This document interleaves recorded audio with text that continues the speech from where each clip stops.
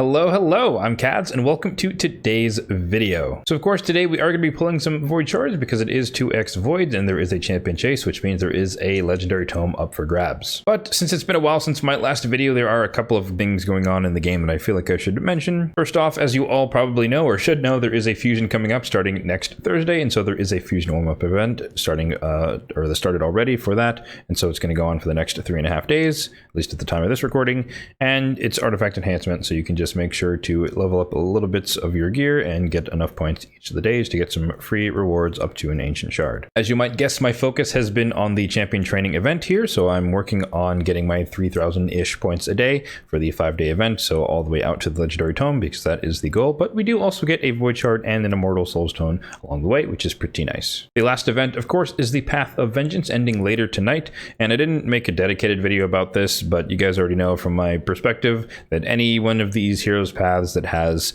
artifact enhancement and dungeon divers is typically the worst. Adding in the soulstone summoning, it was a nice bonus, but it wasn't ridiculously strong. That's like you're going to get a bunch of coins for pulling a bunch of stones that a lot of people don't really have.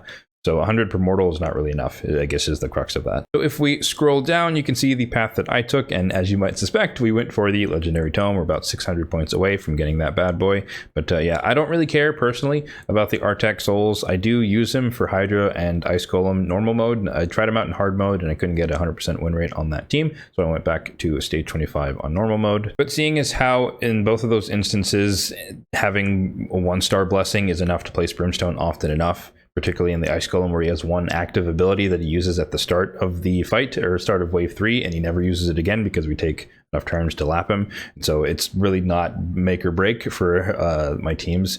So I don't really care about the souls, and you can clearly see that we're not really chasing them, but I'm sure for a lot of people they probably have more value, and so people probably chose different paths than myself. If you were curious about whether or not I participated in the tournaments or the turn attack tournaments, you would be correct that I did. So 3 times reflex, it definitely was in a lure for me, so I definitely went for that. I think I placed 3rd in that tournament. The results are gone, but we can still see a Fire Knight here where I just stopped after getting the ancient shard, so we should be umpteenth place, so nowhere substantial at 25th. So didn't try that hard. It was 3x on Savage, but reflex to me is a lot more useful than Savage gear, just because I'm more PvE focused, but for PvP obviously Savage is a great set. But of course the tournament of focus for today is the Champion Chase tournament, and it is a bit special, more than normal, because obviously 2 times void is going on, but there is a chance to win a champion depending on your player level. I believe it is 1 through 50 for Dudan the Runic, which is a Sylvan Watcher epic champion, one of the few taunt champions in the game. 51 to 80 I think is Ragash. 81 to 98 is Nekmothar, really fun champion for sure, legendary. And 99 to 100, which is the category I fall into, being in the Endgame, is Prince Kaimar. Obviously, we're not fighting to get him, and the top guy in my group is 35,000, so let me know if your guys' groups are as insane as mine. The globals are even more ridiculous if you want to take a look at that, but I think, yeah, the last I saw was 300 something thousand, but now this guy is at 400 something thousand, which is a ridiculous amount of void shards. We're not even going to really think about that.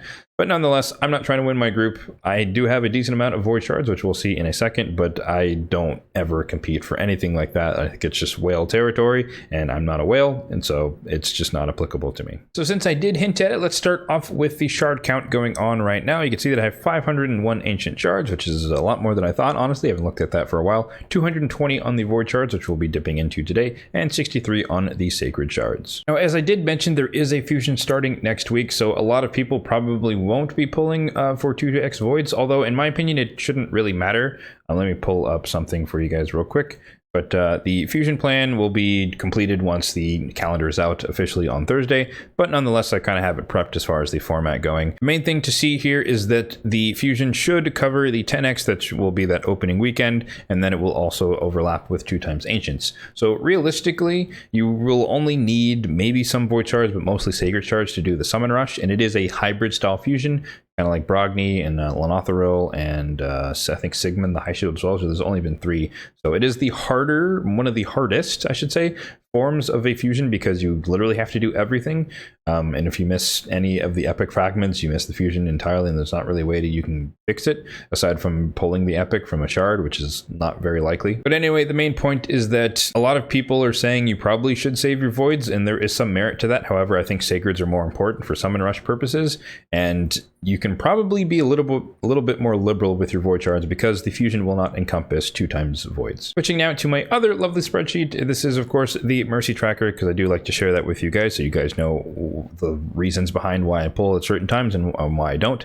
But as you can see here, we are far from void mercy in terms of getting legendary. However, we are probably going to get an epic on the initial 10 pull. 1, because it's 2x, and 2, because we're in epic mercy for voids here. As always, I don't expect to get a legendary. I'll definitely take one if I get it, especially if they're a good one, but we're not really expecting that to happen because we're only going to pull a handful of shards in order to get the legendary tome, the first legendary tome from the champion chase, which is 3,000 points. As far as my wish list is concerned, obviously we do have Godseeker Neri thanks to that guaranteed event, so she's no longer on the list. So voids are kind of not pointless or useless. That would be a stretch of that word, but they're not as valuable, let's call it that, as far as things I'm looking for. So for epics, I really only want Skrank, and that's kind of a soft acquisition where I don't really need him for anything currently, but he'd be nice to have because he's an AoE HP burn in the Ogryn tribes. That would be useful if they do like a Spider Ogryns only or one of the faction group type tournaments. So that'd be useful just to have him in the back pocket for when I need him for a tournament like that. But if we're talking about legendaries that are void, who I probably won't be getting, but nonetheless they're on the list, I'd like a Yumiko if possible. I do want that option in arena, or live arena, 3v3, etc. Just have the ability to lock people out, because that's the only hard and fast way to really buy yourself 2, 3, whatever turns from Stone Skin, because Stone Skin is a cancer that is spread throughout the game.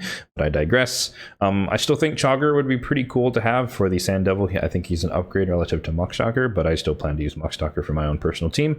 And of course, I would take a Krisk for PvE purposes. But enough of the long preamble. Let's get into the shard pulls. We've got some space, we've got the cash, and hopefully we've got some decent average luck. And I do say average luck on purpose because on average it takes around 29 void shards to get 3,000 points in a champion chase tournament, but about 30 to 40 is about how much it should take, even with a little bit less than average luck. So with that in mind, let's get things started here with the first 10 pop. And like I mentioned a bit earlier, I do expect to see an epic on the first 10 pull because we are going to hit Mercy. Genbo the Dishonored. Whoa, 3 in a row. Look at that. Genbo Dishonored, one of the best speed farming arena champions in the game. Definitely one of my go-to nukers because he can ignore all the shenanigans with Swift Parry and Unkillable. And he also gives himself increased crit rate and increased crit damage, so you can build him with 70% crit rate, so he can hit that much harder than a comparable champion. Broadmaw is decent because he is one of the few accessible revivers for the Lizardman faction crypt, so he definitely want to be on your team. Obviously, you can fuse him with champions you can obtain from the Bazaar as well as from the campaign, or sorry, from mystery shards. The uncommons you can fuse into the rares, and then you can get the other copies, 1 copy at least, from the Bazaar. So we're all given a free Broadmaw, but more copies just means you can have a faction guardian. Ursula the Mourner definitely has one of the strongest revives in the game with a 75% HP, half a turn meter, as well as increased defense and strengthen on a 5-turn cooldown. But the only downside is that she uses this even when allies are not being revived. So on auto, she is horrendous. Not horrendous, but she's not as fun because she'll use this when no one's dead, and then when people actually die, it's not ready, it's on cooldown. So it's a little bit of a pain, but on manual or stuff where you don't really care if she's your primary reviver, you have a backup,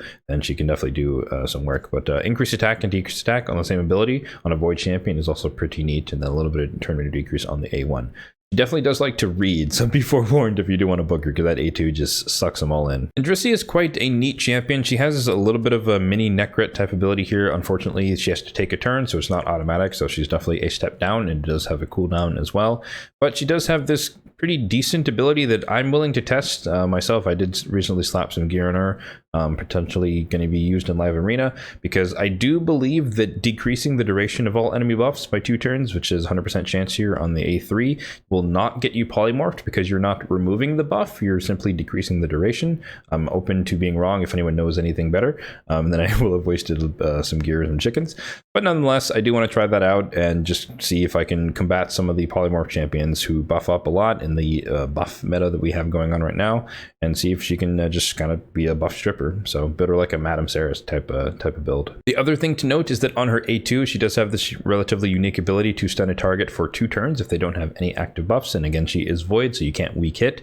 So as long as you have enough accuracy, you can definitely stun. Obviously, this will get you polymorphed as opposed to the A3 in theory. So be forewarned if you're using her for that purpose. But nonetheless, that's a very, very oppressive ability that you can just stun somebody up for 2 turns. And so I definitely want to be making use of that as well. And she's defense-based, so relatively tanky, easy to keep her alive. So that was actually a stellar 10 pop. We were guaranteed to get at least 1 epic because, like I said, with the Epic Mercy, but we ended up getting 4, which was a boatload of points. So we're around 2,000-ish points, so 1,000 to go, which could easily be done by this next 10 pull, hopefully. But let's see what happens. But like I said earlier, the average for getting 3,000 points is around 29 void shards. I've definitely done that in 20 many times, but I do expect, especially of how this is going, that we are definitely going to need the third 10 pop, or maybe not. That might have saved it. 1,100 points. So we get Runekeeper Dazdirk, who's somewhat underrated, I think. He does have the Gore Grab Arbiter type ability here, 3-turn cooldown, increase stack, and turn meter fill.